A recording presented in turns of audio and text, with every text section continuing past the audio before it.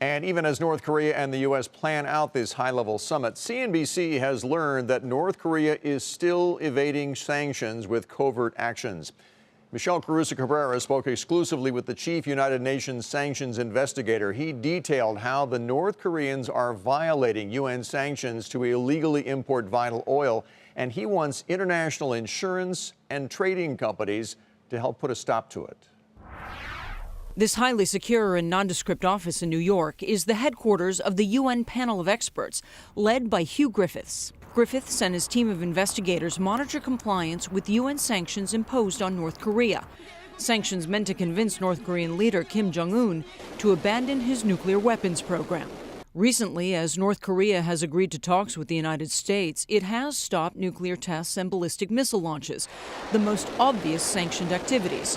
But Griffiths says don't be fooled. North Korea is still trying to outsmart the UN. So while those are clearly not occurring, we have other sanctions violations that are ongoing. Such as?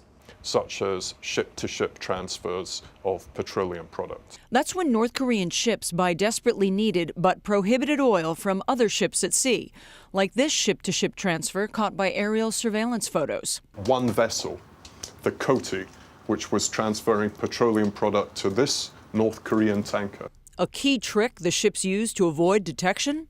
Shutting off their AIS signal. That's short for Automated Identification System. It's a maritime version of GPS intended for search and rescue purposes. So you know down to the second when that vessel was transmitting and when they went dark. The ship's signal was off for a week when it was very close to North Korea. Exactly.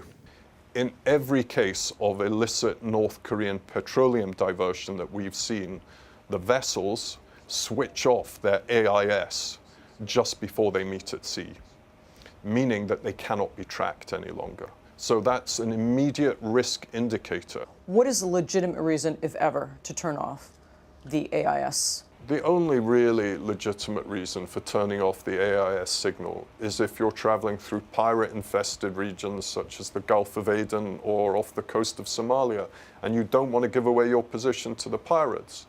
I don't see any other legitimate reason. And this is where the insurance and trading companies come in. So we just have to get these guys and them on board. The investigators can't force the ships directly to turn on AIS, so instead they're trying to hit them through their wallets via the insurers and trading companies based in countries that they know will comply. So they've asked these industries to insert clauses in their contracts that demand the ship's AIS signal stay on at all times, or else the ship's insurance will become null and void. For Nightly Business Report, Michelle Caruso-Cabrera.